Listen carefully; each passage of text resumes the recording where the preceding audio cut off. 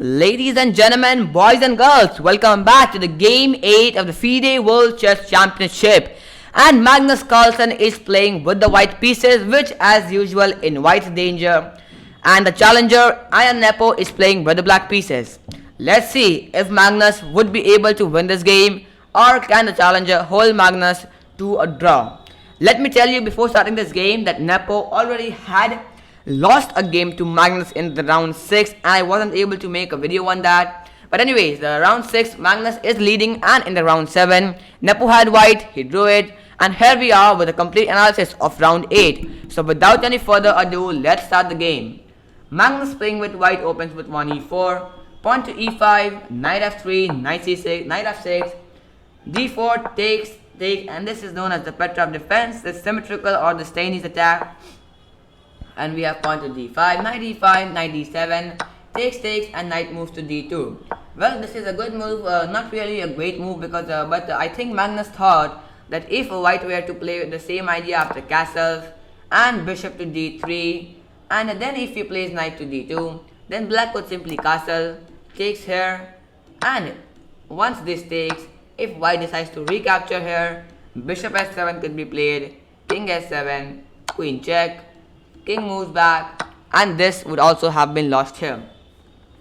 Therefore, keeping all this in mind, Magnus played knight to d2, takes here, and now the bishop moves to d6. Well, if you see, this is almost a complete legal, not really almost, but a completely symmetrical position. All the pieces are in the same squares. As you could see, the queen, and queen. The two kings are also in the same square. So are the pawns here, and this is completely symmetrical position.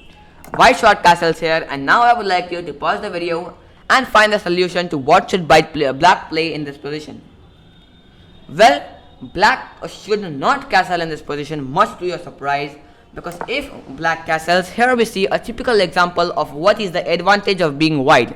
Like whenever you have analyzed games, you might have seen that before the start of the game, the engine shows plus 0.3 or plus 0.4 for white. Why is that so? Well, because after queen to h5, and now here in this position, black would have very dearly loved to play the move queen to h4, attacking not only this pawn, but also threatening a checkmate here. But white plays the move queen to h5 first, because it is white's turn first in the game of chess. Now black would have to play a move like pawn to f5, and you see this committal move almost gives white a slight advantage of almost 1 point. Black didn't castle, and instead he played the move pawn to h5. This is a really great move because even the rook would have scope of activating itself, but it's pretty difficult. Queen e1 check was played, and now I don't understand, like this is just intriguing me from the start of this video when I'm making it. I mean, Nepo played the move king f8, okay, it's completely fine move. But after bishop to b4, why in the hell did he play the move queen to e7? If you really wanted to play the move queen to e7, then why did you not play it in the move before? It's like, what do I say, man? It's completely out of my mind. I don't understand why queen e7 was played now.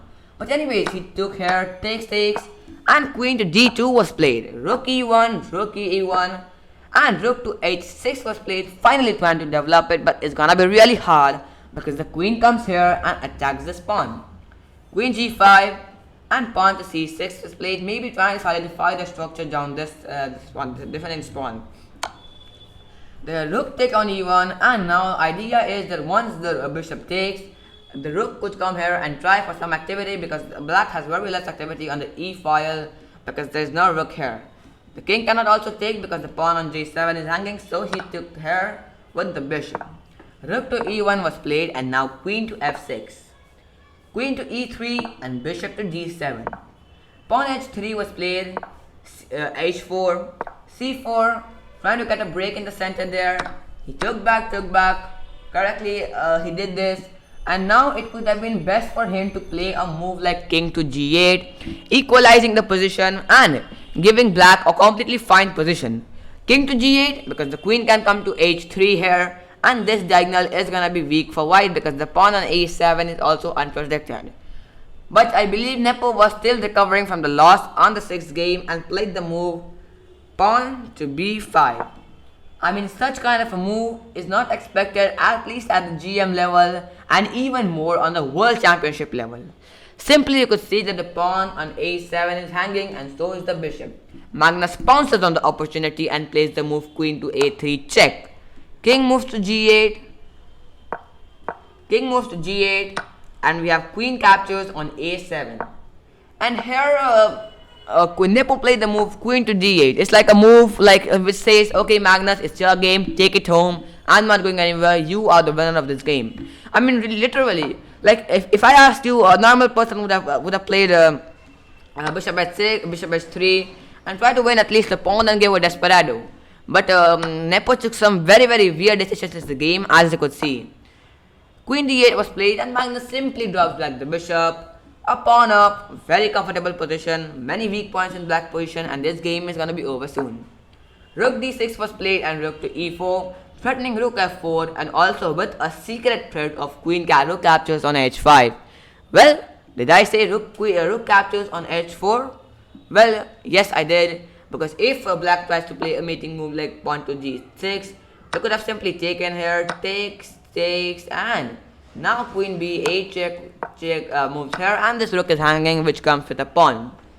Therefore, he couldn't play a move like pawn to g6 now. He had to play bishop to e6, takes, and Magnus simply traded everything off. Queen to c5 and queen to a5. Queen captures c6, all the weak points in the position are hanging, and now we have queen to e1 check. King to h2 and queen captures on f2. Pawn on e6 fell, and now it is just formalities left in the game. The game is almost over. Queen to e4 check. King g8, pawn b3, queen captures on a2, and now check, and this pawn was lost. This game is already over. Queen f2 was played, queen e5. Nepo is just trying for a few more moves. Queen d3, and now we have queen to f2. Queen to c3, check, king moves back. King h7, queen d3 check, pawn to g6, queen d1, queen e3 check was played, and we had king to h1. After which we had g5, d5, g4, hg, h3, and now it was at this position after queen to f3 that Nepomniachtchi thought it is game over, I need to resign now, I can't hold for anymore, and the clocks were pressed, the game was over, and Magnus Carlsen got a 2-point lead in the game. So, I hope you enjoyed this episode of the World Chess Championship match, and once more, I think that the World Championship match is already over and Magnus could be the winner in all possibilities. But what do you think about this? That could Nepomniachtchi made a comeback? Comment down below in the comment section. Thank you for watching this episode, and let's hope I come with more videos of the World Chess Championship in the upcoming days. Thank you for watching, and bye for now.